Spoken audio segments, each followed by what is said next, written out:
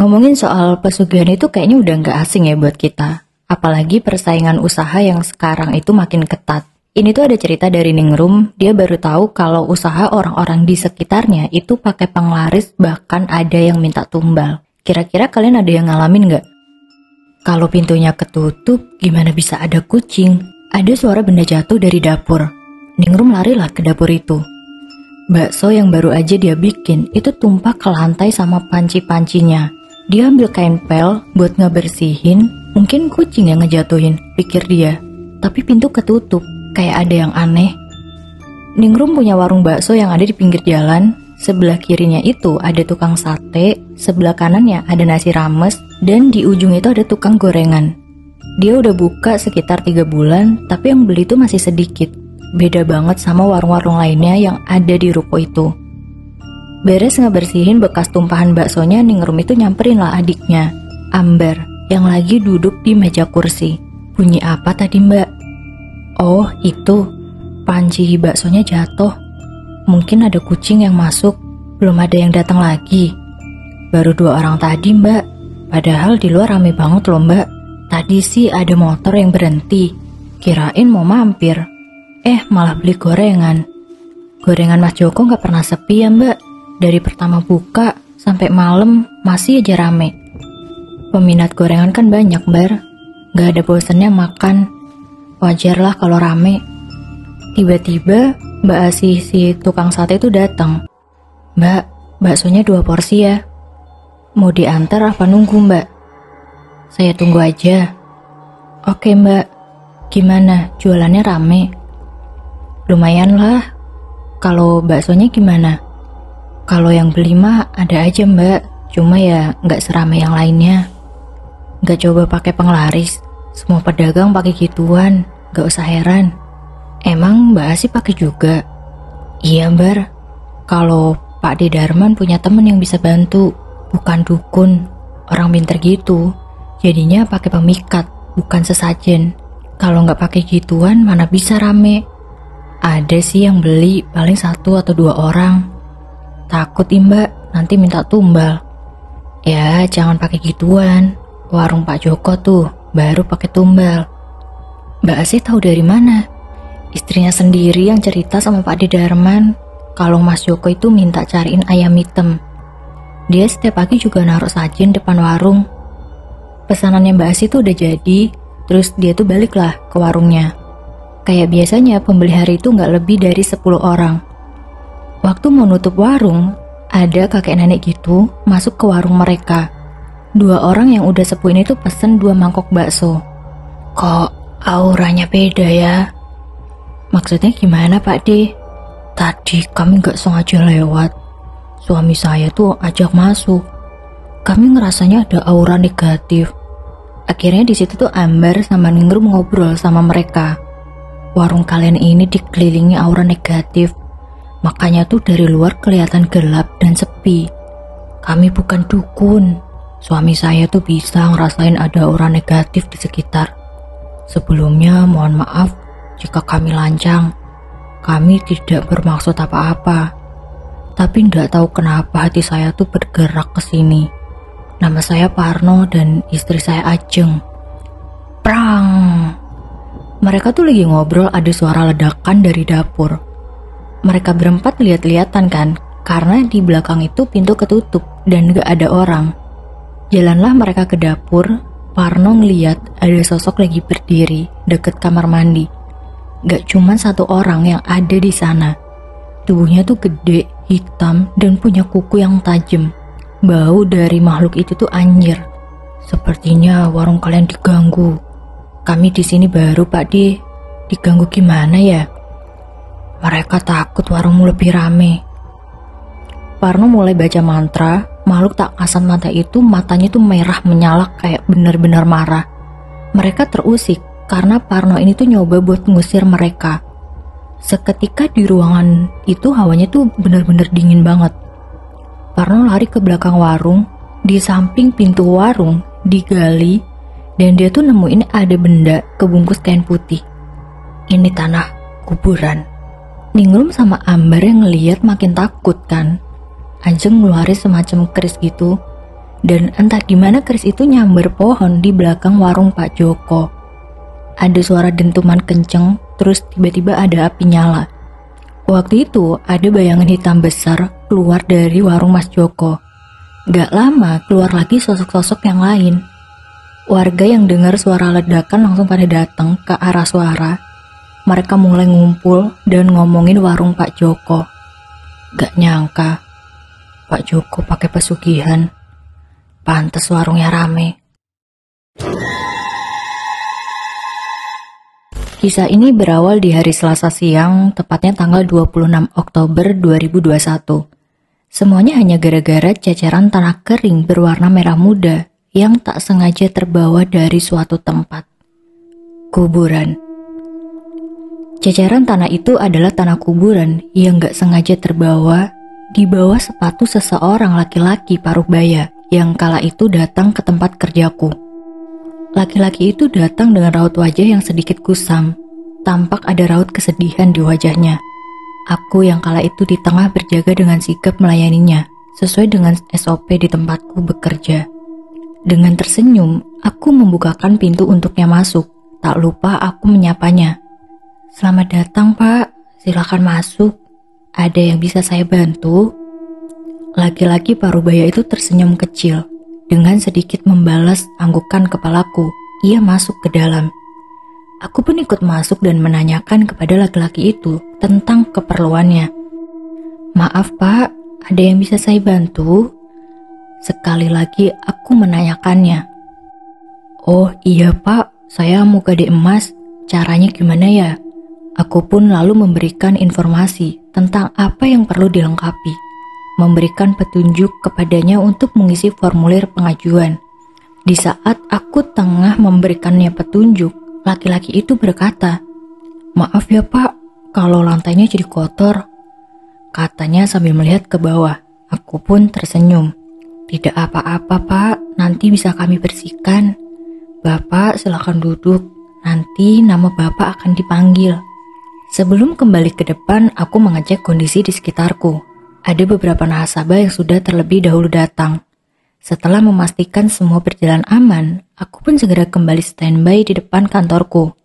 Tak lama laki-laki parubaya itu keluar dari kantor. Sekali lagi, ia meminta maaf karena sudah mengotori lantai.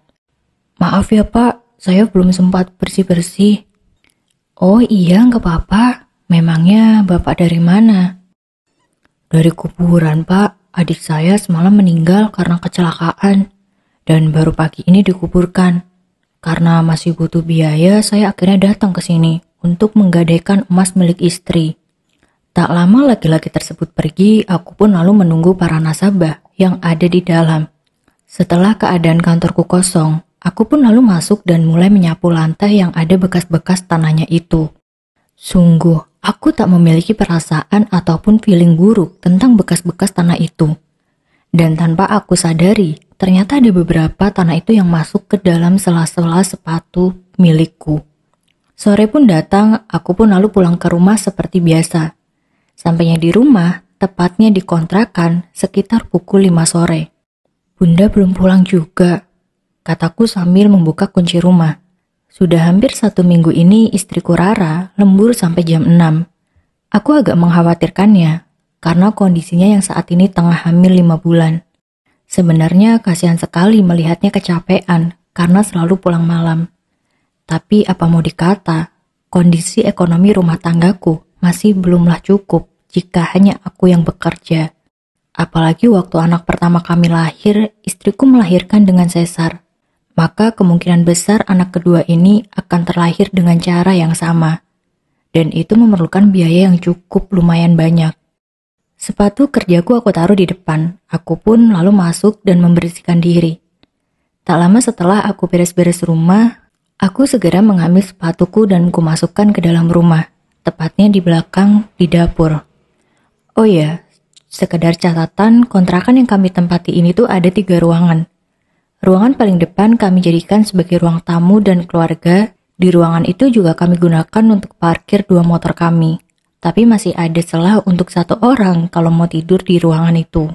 Lalu ruangan tengah kami jadikan sebagai tempat tidur. Kemudian ruangan terakhir yang ketiga Paling belakang ada dapur dan kamar mandi. Di masing-masing ruangan ada satu lampu sebagai penerangan. Hampir jam setengah 10 malam istriku pun pulang dengan menggunakan motor metiknya. Malam hari jam 2, aku terbangun karena merasakan suasana di kamar tempat kami terasa gerah. Kalau bahasa Jawanya sih ungkep. Aku melihat ke dinding kamar sebelah kanan, kipas angin menyala dengan kencang. Tapi kenapa bisa panas gini ya? Padahal kipasnya udah nyala kenceng banget. Aku menengok ke sebelah kiriku, di mana istriku tertidur dengan perutnya yang membesar. Aku tersenyum, lalu berniat untuk mengusap perut buncitnya. Namun di saat tanganku udah mulai bergerak setengah jalan, tiba-tiba dari belakangku, aku merasakan ada sesuatu yang seperti meniup leherku, sambil berucap, "Hei."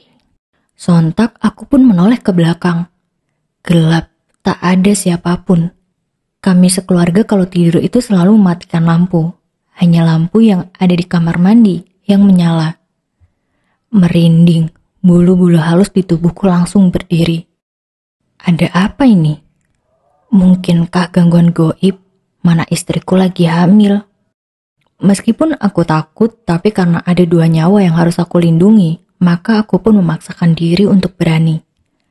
Aku ingin beranjak dari tempat tidur untuk menyalakan lampu, tapi entah bayanganku atau hayalanku, tiba-tiba sebuah bayangan hitam meluncur di bawah tempat tidurku. Aku berteriak, dan karena teriakanku, istriku pun terbangun. "Ada apa ya?" tanyanya sambil memegang pundakku. Aku menoleh ke arahnya. Untung suasana masih gelap, jadi ia tidak bisa melihat wajahku yang sedikit pucat. Setelah mencoba meredakan detak jantungku yang berdebaran, aku pun menjawab, enggak apa-apa. Tadi ayah mau bangun, cuman kesandung." Setelah itu, aku masih duduk sambil menatap ke bawah kasur. Aku tak berani untuk menoleh ke kiri, ke arah ruang tamu. Karena aku merasa ada hawa yang berbeda. Atau ada sesosok tubuh berwarna hitam yang tengah berdiri memperhatikanku. Aku tak melihatnya memang, tapi entah kenapa aku bisa tahu bahwa di sana ada sesuatu yang berdiri, tegak, diam memperhatikan. Tubuhku tiba-tiba terasa panas. Makin lama, terasa makin memanas. Rasanya seperti saat itu aku tengah berdiri di atas sebuah kompor yang menyala. Benar-benar panas. Tiba-tiba, mataku menangkap sebuah pergerakan dari sisi sebelah kiriku. Sesuatu itu bergerak perlahan dan mulai mendekatiku. Jantungku berdetak kencang. Bahkan mungkin kalau ada orang yang saat itu duduk di dekatku, kemungkinan besar ia akan bisa mendengar detak jantungku ini. Untungnya bagiku, meskipun aku tak bisa bergerak, tapi aku bisa menutup kedua mataku. Gelap, hanya ada kegelapan di depanku. Aku memang berhasil untuk menutup indera penglihatanku. Tapi, hal ini malah membuat kedua indera di tubuhku makin sensitif. Keduanya adalah indera pendengaran dan peraba. Telingaku meskipun tak begitu jelas, bisa mendengar udara yang berhembus mendekatiku. Lalu, aku merasakan bahwa suhu udara yang tadinya panas menjadi agak dingin. Bukan dingin yang alami. Tapi, pokoknya gitulah. Dan hawa dingin itu membuat lubang-lubang kecil di seluruh tubuhku mengembang. Bikin aku benar-benar merinding. Lalu hening. Aku merasa tak ada pergerakan apapun di sekitarku. Ingin rasanya aku membuka kedua mata ini. Tapi bayangan bahwa nanti bila aku membuka mata, dan tiba-tiba sosok itu ada di depanku, membuatku menahan diri untuk tidak membukanya. Aku terus menunggu, tetapi tidak ada pergerakan apapun. Sampai kemudian, telingaku mendengar suara orang mengaji di musola dekat rumahku. Aku membuka mata dan melirik jam dinding. Di sana menunjukkan pukul 4 lewat sedikit. Gila, 1 jam lebih aku nutup mata. Di saat aku mulai berpikir bahwa gangguan itu sudah selesai, sebuah kejadian di sore hari saat aku baru pulang kerja mengejutkanku.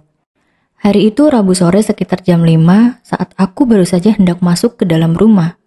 Aku melihat sebuah wajah yang menempel di kaca, bagian dalam rumahku. Mereka yang mulai berdatangan. Aku kaget tak percaya dengan apa yang aku lihat. Apa itu? Karena hari masih sore dan juga anak-anak pabrik yang ada di belakang rumahku masih ada. Mereka masih nongkrong di warung kopi depan rumah. Membuat nyaliku masih ada. Sekali lagi, aku melihat ke arah kaca jendela dan wajah itu tetap ada di sana. Maka dengan cepat aku pun membuka kunci rumah dan membuka pintu dengan cepat. Kosong. Tak ada siapapun di sana. Tak ada wajah yang tadi aku lihat. Kosong. Apa hanya bayanganku? Aku memastikan sekali lagi, dan memang benar, tak ada apapun atau siapapun di dalam rumahku. Aku menarik nafas lega. Maka aku pun kembali ke depan rumah untuk membuka sepatu yang belum sempat kubuka karena terburu-buru. Di saat aku sedang duduk di depan pintu, setelah merapikan sepatu di rak yang ada di teras, seorang ibu-ibu muda tetanggaku menghampiri. Mas, oh iya Bu, ada apa? Maaf nih ya, saya cuma mau nanya, apa ada saudara Mas atau Mbak Rara yang datang? Nggak ada Bu, nggak ada saudara kami yang datang ke sini. Emang ada apa ya Bu? Soalnya tadi siang saya dari jendela ngeliat ada orang yang berdiri di dalam rumah. Gak jelas sih, karena saya lihatnya juga sambil jalan. Dek, berarti beneran ada yang aneh di dalam rumahku. Bodohnya, kenapa Feni sampai hamil? Tante, mbakku ini digangguin arwahnya bayi dan anak-anak yang ada di dapur dan kamar mandi. Sekarang katakan, sudah berapa janin yang tante gugurkan di tempat itu? Tante mau mencoba menipu kami dengan cara menjual murah rumah itu. Padahal tante menjual karena capek diteror oleh mereka kan? Aku membunuh bayi-bayiku dengan tanganku sendiri karena aku menyayangi mereka.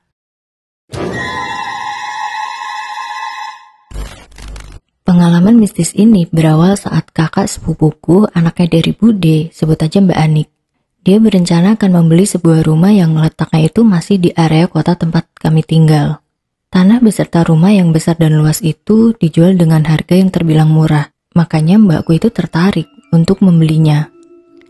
Akhir pekan nanti si pemilik rumah sama mbakku itu berjanji ketemuan di rumah yang akan dijual untuk melihat isi rumahnya. Dan Mbak Anik mengajakku untuk menemaninya melihat rumah yang akan dibelinya itu. Kita berangkat di jam sesuai kesepakatan. Sesampainya di depan rumah itu, Mbak Anik celingukan, melihat sekeliling untuk mencari si pemilik rumah. Dia menelpon pemilik menanyakan keberadaannya. Saat Mbak Anik tidak menemukan orang yang punya rumah itu, ada di sana. Pemilik rumah itu menyuruh mbakku untuk masuk melihat rumahnya terlebih dahulu. Karena dia izin datang agak terlambat, ada urusan mendadak. Dia mengatakan kalau pintunya tidak dikunci. Oke lah, akhirnya kami membuka pintu dan masuk. Ketika aku mulai melangkahkan kakiku masuk ke rumah itu, aku merasakan ada yang gak beres di dalamnya. Aura negatifnya sangat pekat. Aku mengernyitkan kening dan mencari tahu apa yang tidak beres. Tapi belum ketemu. Kemudian Mbak Anik membuka setiap jendela supaya angin dan sinar matahari bisa masuk. Ketika angin mulai berhembus mengalir memenuhi semua ruangan rumah itu, ada bau amis menyeruak dari arah dapur dan kamar mandi. Bentuk bangunannya itu rumah kotak namun luas. Jadi dari ruang tamu kami bisa melihat dapur dan kamar mandi yang hanya dipisah oleh sekat sedikit tembok dan tirai yang membentang menutupi dapur dan kamar mandi itu. Sambil melihat sekeliling, Mbak Anik mengajakku bicara panjang lebar, mengomentari setiap sudut rumah itu, tetapi aku tidak fokus kepada celotehannya. Tak lama setelah itu, mbakku izin keluar sebentar untuk melihat area teras, jadilah aku sendirian di dalam rumahnya. Pandanganku saat itu hanya tertuju kepada dapur dan kamar mandi. Lalu dengan pelan dan hati-hati kulangkahkan kakiku menuju dapur. Suasana rumah begitu sunyi dan sepi.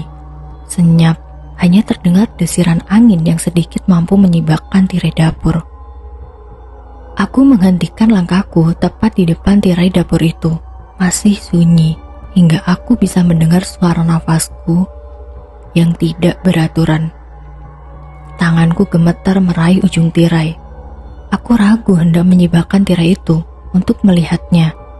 Aku merasa tidak siap dengan hal mengejutkan yang mungkin akan terlihat di area dapur itu. Tapi aku penasaran. 1, 2, aku berhitung dalam hati.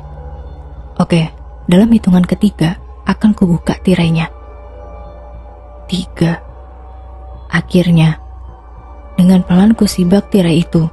Kubuka secukupnya untuk sepasang mataku supaya bisa mengintip di dalam ruangannya. Dan banyak pasang mata anak-anak kecil di area dapur dan kamar mandi menatap kepadaku, tepatnya di toilet. Anak-anak kecil dengan umur yang berbeda, laki-laki dan perempuan, ada balita, dan ada yang masih bayi, semua berkumpul di situ. Badan mereka lusuh, belepotan penuh bau amis.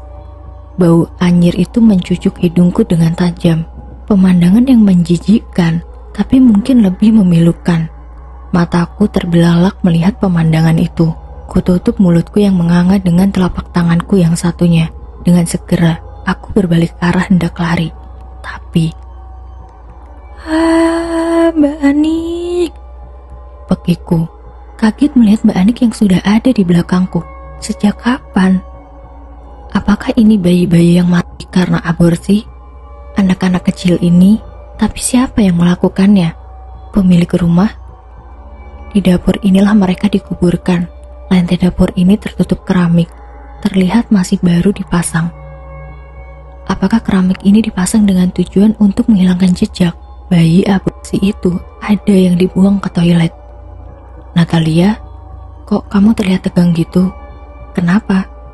Aku hanya menggeleng. Tiba-tiba seorang perempuan masuk ke rumah dan menghampiri kami. Wanita setengah tua, memakai tank top dan celana ketat sangat pendek. Terlihat seksi. Apa ini pemilik rumahnya?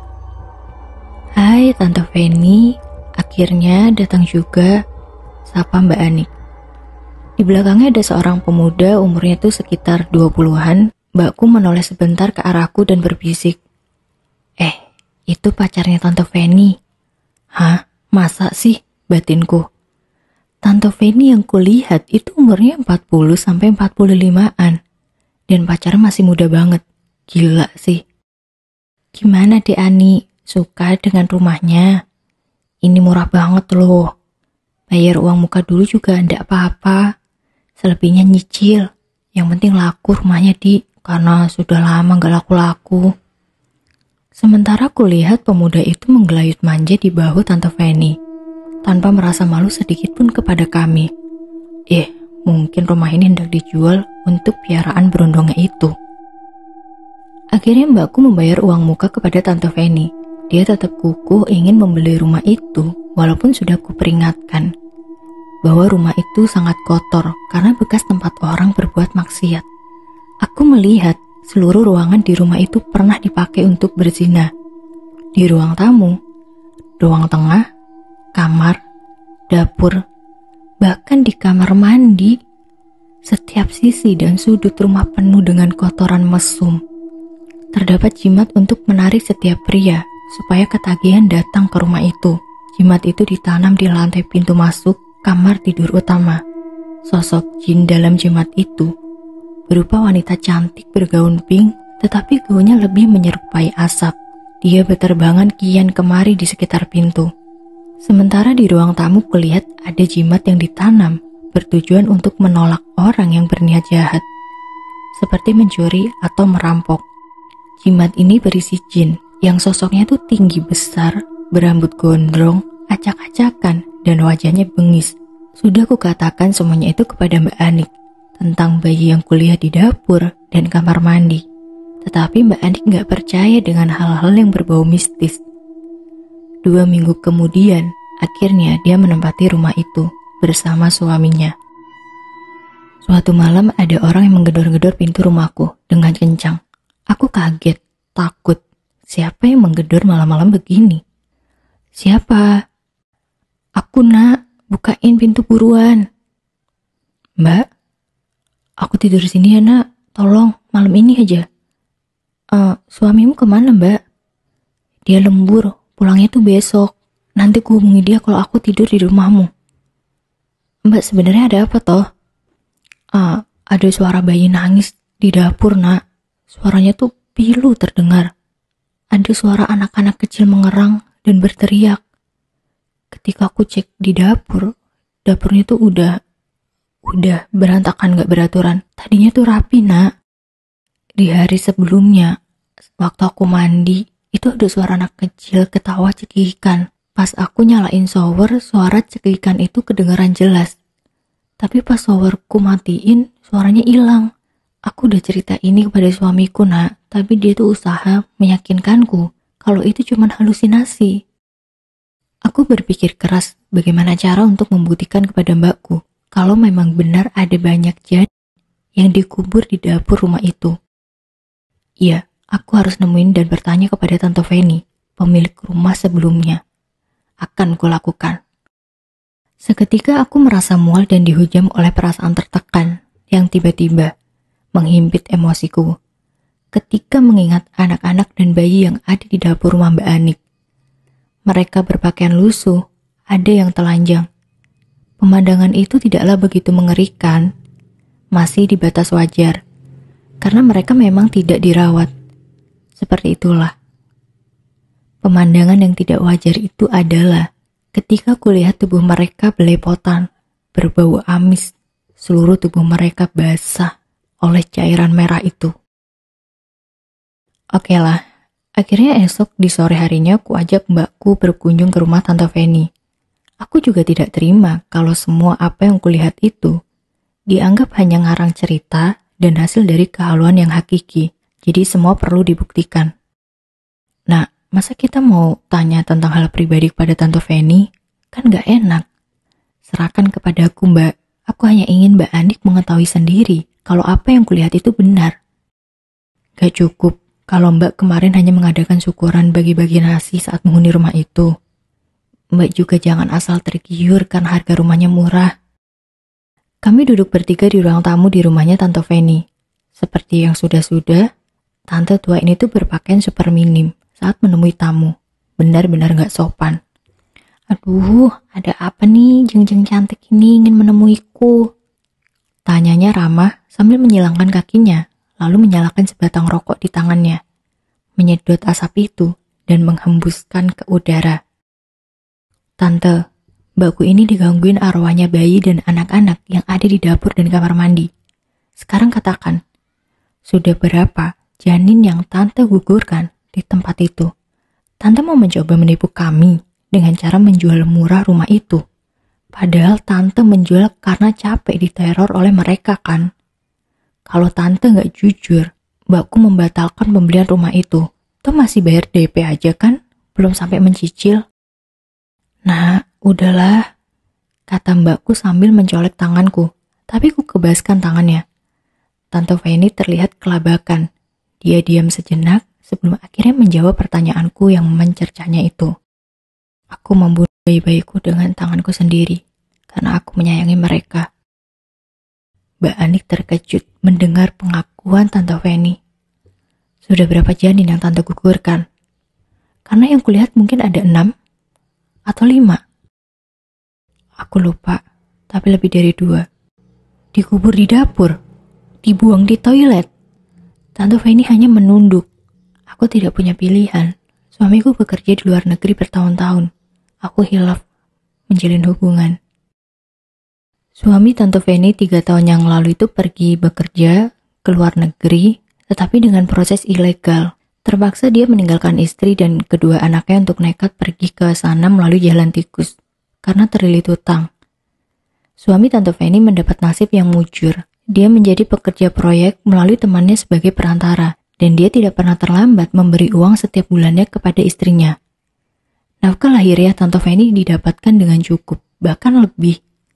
Bisa membayar hutang, mereka bahkan bisa membeli mobil dan merenovasi rumah dalam waktu singkat, tetapi tidak dengan nafkah batin. Dia kurang perhatian dan kasih sayang dari suaminya. Suaminya jarang sekali menghubungi istrinya itu untuk sekedar bertanya kabar, apalagi mengobrol. Kemudian, Tante Feni yang bernama Rosa mengajaknya untuk mengunjungi tempat hiburan. Ya, sekedar untuk menghilangkan penat. Karena bosan di rumah, akhirnya Tante Feni mengiyakan ajakan temannya itu. Yang ternyata perginya tuh ke sebuah tempat karaoke. Awalnya Tante Feni canggung dengan suasana tempat karaoke yang berisik karena alunan musik disco yang memekakan telinga. Bawa asap rokok dan gelas serta botol miras yang berserakan membuatnya mual. Banyak para wanita berpakaian minim dan menantang, berusaha membuat kaum adam membukingnya. Di beberapa sudut terdapat pasangan bukan muhrim, sedang bermesraan. Ayolah Feni, bersenang-senanglah, kita dulu sering ke tempat ini kan. Mami Rosa sedang bersama pemuda. Pemuda maskulin itu melihat Tante Feni yang sedang duduk di hadapannya, menatap dari atas ke bawah. Tak lama setelah pertemuan pertama itu, Tante Feni berhasil Romi taklukkan. Bermodal kerap mendekati Feni, super perhatian, ditambah dengan penampilan maco sebagai umpan andalan si Brondong. Romi si baby sugar, kelas master bekas piaraan Rosa itu, akhirnya Tante Feni kepincut dan si Romi semakin berani melangkah. Dia jadi sering bertanding ke rumah Tante Feni, gak malu ataupun segan saat bermesraan di depan anaknya Tante Feni. Percintaan itu akhirnya berujung keranjang lagi dan lagi. Dengan dalih ingin memberikan kepuasan batin, si Romi terus meluncurkan rayuan mautnya dengan kata-kata yang membuat Tante Feni terlena dan mabuk kepayang. Uang mengalir ke rekening si Romi, tentu saja dari Tante Feni. Bodohnya, kenapa Feni sampai hamil? Aku ini bikin masalah aja sih Rom, bentak Rosa kepada Romi saat Romi menemui Rosa karena kebingungan dengan kabar kehamilan Feni. Ya maaflah sayang, habis gimana ya, dia terlanjur. Rosa berdecak, kemudian merogoh tasnya dan mengeluarkan satu pak obat berupa pil, lalu memberikannya kepada Romi. Kasih minum ini kepada Feni, buruan samperin dia sekarang. Tak lama kemudian setelah Romi sampai di rumah Tante Feni, Romi memperhatikan tubuh Feni yang berubah jadi lebih padat berisi karena tengah hamil muda. Dan itu membuat Romi menjadi gerah ingin mengajaknya berdua di dalam kamar. Gimana Rom? Aku gak mau perutku buncit, nanti apa kata tetangga? Nih, Tante, minum pil ini, dijamin tokcer. Tapi tolong, itu tadi aku beli, mahal banget harganya. Ah, kok mau minta uang lagi? Seminggu yang lalu kan aku udah memberimu banyak. Tambahinlah, masa sama pacar sendiri pelit. Beberapa waktu setelah kepergian Romi, Tante Feni yang saat itu masih tetap berbaring di kamarnya, merasakan nyeri di perutnya bagian bawah, yang semakin lama semakin sakit. Keringat dingin memenuhi tubuhnya, bibirnya terus mendesis karena menahan rasa sakit yang tak terkira. Di tengah kegelapan malam, dengan berjalan tertatih dia menuju ke toilet. Mungkin janinnya akan keluar, katanya dalam hati. Tante Feni duduk di toilet sambil memijat pelan perutnya. Dibuka pahanya agak melebar.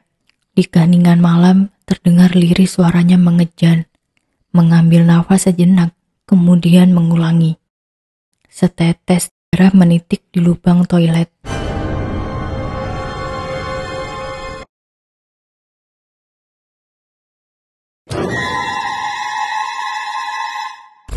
Kisah nyata ini tuh dialami Siva pas lagi haid. Nih buat cewek-cewek, jangan sampai kejadian ini tuh terjadi sama kalian juga.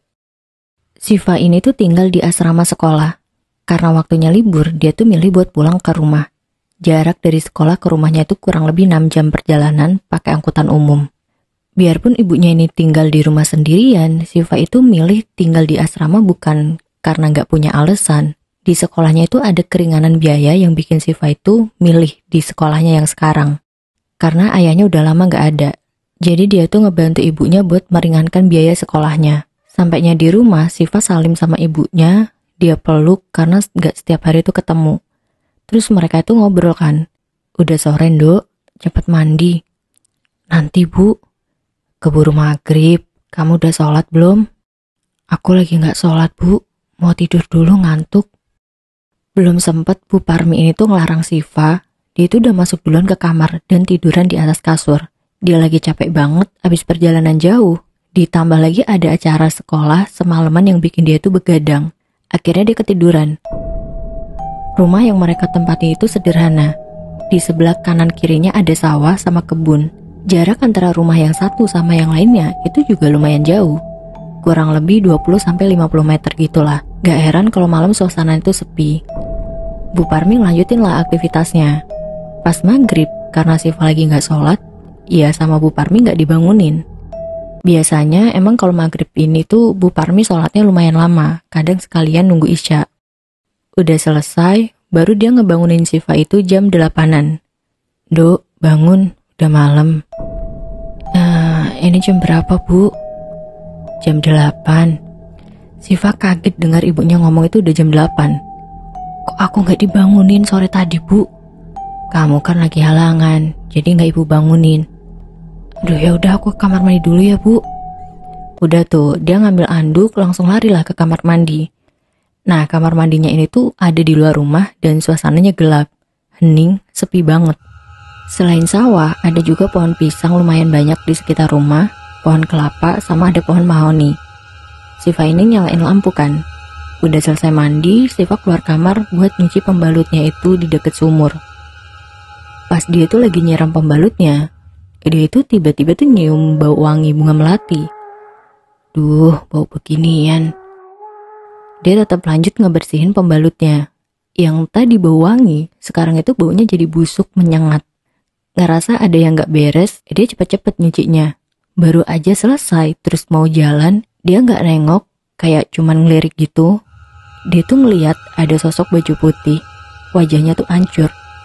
Lagi berdiri gak jauh dari kamar mandi. Siva langsung teriak masuk ke dalam rumah. Ibu! Kenapa, Dok? Dia gak beres ya? Ternyata ibunya Siva tuh udah tahu. Kisah ini terjadi di tahun 2016. Namanya Pak Munif. Umurnya itu sekitar 40 tahunan. Dia buru-buru ke belakang rumah buat ngasih makan ayam-ayamnya. Pak, mau kemana? Kok buru-buru? Bapak hampir lupa kalau ada undangan makan malam di rumah juragan, Bu. Memang acaranya jam berapa? Nanti jam 7-an, tapi Bapak takut kemalaman. Nanti Ibu ndak perlu nunggu Bapak pulang, soalnya kami diminta menginap. Dia salimlah ke Pak Munif yang udah mau berangkat. Hari itu jam 5 sore. Perjalanannya itu sekitar 1 jam pakai sepeda ontel. Setelah 1 jam sampailah Pak Munif itu di rumah Juragan Karyo, pas waktu maghrib. Rumahnya bisa dibilang paling mewah di zaman itu, tapi Pak Munif itu malah mikir rumahnya kelihatan suram. Mari masuk Pak, yang lain udah nunggu, kata Juragan Karyo. Di sana udah ada 4 orang datang, semuanya tuh sama-sama kerja di ladang Juragan Karyo. Istrinya lagi sibuk nyiapin makan buat mereka. Ada rasa gak suka waktu Pak Munif ini tuh izin buat ibadah. Tapi Juragan Karyo itu cepet-cepet ngebuang ekspresinya biar gak ketahuan sama Pak Munif dan Pak Munif itu gak curiga. Dia pura-pura nganter Pak Munif. Selesai nganter, Juragan itu balik duduk bareng sama karyawan lainnya. Mereka duduk-duduk gitu kan, ngobrol santai, yang ngobrolin soal pekerjaan mereka lah. Sedangkan di tempat lain, Pak Munif itu dapat banyak gangguan. Kayak ada yang narik-narik dia gitu. Udah selesai dia balik ngumpul bareng teman-temannya, tapi dia gak cerita apa-apa. Teman-teman yang lainnya tuh kelihatan lagi seru ngobrol, tapi gak ada Juragan Karyo. Pak Munif ikutan ngobrol sesekali kan. Pas ditanya kemana Juragan Karyo, kata mereka Juragan itu lagi pamit ke belakang. Padahal di situ Juragan Karyo itu lagi nyiapin ritual di ruangan khusus.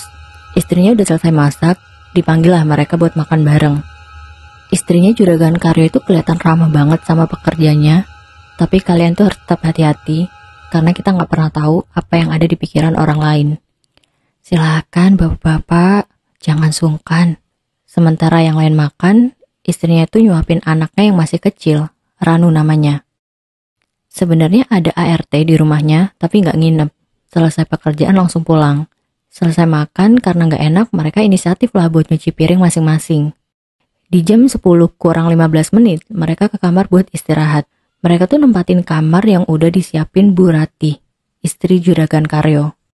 Lagi jalan ke kamar, kedengaran Ranu itu lagi ngomong sama ibunya buat minta izin tidur sama mereka, karyawannya. Bu Rati nggak bolehin. Di dalam kamar itu ada satu kasur lantai dan satu ranjang. Nah, si Ranu ini tuh tidur di atas sama Pak Munawir. Sisanya tidur di bawah. Gak lama mereka ini tuh udah pada tidur pules, tapi beda sama Pak Munif yang gelisah gak tahu kenapa. Perasaannya ada yang gak enak.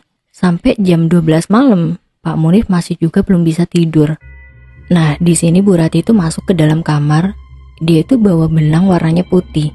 Gak lama, diam-diam benang itu dililitin di kaki Pak Anwar, salah satu pekerjanya. Gak tahu buat apa. Abis itu dia keluar kamar. Untungnya, entah inisiatif dari mana, Pak Munif ini tuh cepet mindahin lilitan benangnya dari kaki Pak Anwar, ditaruh di kakinya Ranu, anaknya juragan. Abis itu Pak Munif pura-pura tidur lagi. Udah mau pules nih, tiba-tiba tuh kedengaran suara. Di mana makananku? Ada sosok menggeram di kamar. Pak Munif dengar tapi dia milih buat diem. Yang bikin dia kaget, ada suara dari luar yang gak habis pikir, suara Bu Rati. Aku sudah kasih tanda buat makananmu. Kau bisa langsung ambil. Gak lama dari obrolan itu, Ranu kejang-kejang, semua badannya itu biru. Bu Rati yang langsung histeris ngelihatnya itu gak sadar. Semenjak kejadian itu, para pekerja udah tahu dan akhirnya tuh mereka berhenti karena takut dijadiin tumbal. Guna-guna istri kedua. Namanya Eti. Sejak kecil dia itu udah kehilangan sosok ayah. Ayahnya meninggal itu waktu dia masih ada dalam kandungan. Di usianya yang baru 2 tahun, ibunya tuh menikah sama orang lain. Karena gak terlalu dekat sama ayah tirinya, Eti itu milih tinggal sama kakek neneknya. Dibanding cucunya yang lain, kakeknya tuh emang lebih sayang sama dia. Setiap kali panen, kakeknya tuh selalu ngasih hadiah ke Eti. Setiap libur sekolah, Eti ini tuh sering diajak main ke sawah. Karena saking dimanjain dan sayangnya kakek Eti, kakeknya itu gak pernah ngebiarin Eti nginjekin kaki di lahan sawahnya. Kakeknya selalu nyuruh anak angkatnya buat gendong Eti selama ada di sawah. Padahal waktu itu umur Eti udah 8 tahun. Kisah ini awalnya karena anak angkatnya, Tono. Cowok yang usianya udah 20 tahun. Kakek mengangkatnya sebagai anak waktu umurnya itu masih 10 tahun. Waktu itu pun Eti masih belum lahir. Tono ini punya tante namanya Ayu. Ayu ini janda tua yang terkenal di kampungnya. Dia ini udah nikah 2 kali. Dan 2 kali pula suaminya meninggal. Meninggalnya suaminya pun terkesan aneh. Mereka meninggal mendadak, padahal sebelumnya gak sakit. Kabar itu udah kesebar di warga sekitar, dan kita semua ngerasa ada yang gak beres sama janda satu ini. Awalnya Eti gak pernah peduli soal itu. Ya biarin itu jadi urusan dia. Dia siapa dan kenapa. Tapi karena tiba-tiba Tono sering ngajak tantenya ke sawah, Eti mulai ngerasa khawatir.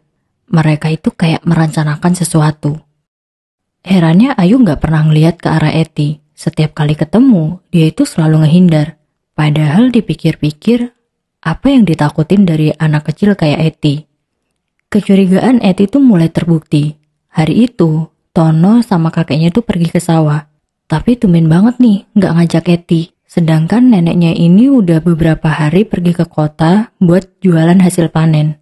Karena Eti mikir daripada di rumah sendirian, ya mending dia nyusul kakeknya lah ke sawah. Rasanya tuh kayak disambar petir. Ngelihat Ayu lagi nyuapin kakeknya di gubuk yang ada di sawah. Eti lari ke gubuk itu, tapi dihadang sama Tono. Mau kemana Eti? Mau ke kakek. Bapak bilang gak mau diganggu. Udah sana pergi ke lapangan. Gak mau, aku mau ke kakek. Diam Eti. Mulai dari sini Tono itu nyeret Eti ngejauh dari sawah. Eti tuh nyoba ngegigit tangan Tono sampai dia itu bisa lepas dan nyoba lari balik ke sawah di mana kakeknya itu ada. Tapi Tono buru-buru megang tangan Eti. Diam di sini, jangan ke sawah. Aku bakalan laporin ke kakek ya, lihat aja nanti. Ya udah sana. Bapak juga gak bakalan percaya. Di jam 4 sore kakeknya tuh kan udah pulang ke rumah. Kayak biasanya Eti nunggu di teras depan. Di belakangnya Eti udah ada Tono yang ngebuntutin. Eti nyoba nyampein apa yang dilakuin Tono, tapi sikap kakeknya kali ini tuh berubah. Kakeknya malah langsung masuk ke dalam rumah, kayak nggak peduli gitu sama Eti. Besoknya nenek Eti tuh balik dari luar kota. Eti ceritalah semua kejadian yang dia lihat kemarin di sawah. Neneknya tuh marah, langsung ke kamar buat nanyain bener atau nggak kabar itu. Akhirnya terjadi keributan besar di dalam kamar. Gak lama neneknya tuh keluar sambil nangis. Disusul kakeknya yang ngeliat Eti, kelihatan lagi marah banget. Eti yang ngeliat kejadian itu cuma bisa diem, gak tahu harus ngapain. Semenjak hari itu kakek sama nenek itu lebih sering berantem. Eti di sini jadi ngerasa bersalah sama apa yang udah dia lakuin, ya walaupun itu bukan salahnya dia.